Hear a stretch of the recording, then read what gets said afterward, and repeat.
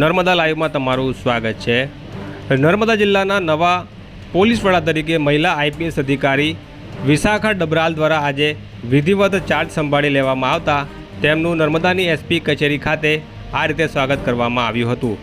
3 વર્ષ અને 4 મહિના બાદ નર્મદા જિલ્લાના પૂર્વ જિલ્લા પોલીસ વડા પ્રશાંત સુંબેની વિદાય થતાં આજે 27 ઓગસ્ટના બપોરે 12 કલાકે નર્મદા જિલ્લાના પોલીસ વડા તરીકે શ્રી વિશાખા ડબરાલે વિધિવત ચાર્જ સંભાળી લેવામાં આવતા તેમનું પોલીસ મેન્યુઅલ પ્રમાણે પોલીસ ગાર્ડ દ્વારા સલામી આપી સ્વાગત કરવામાં આવ્યું હતું।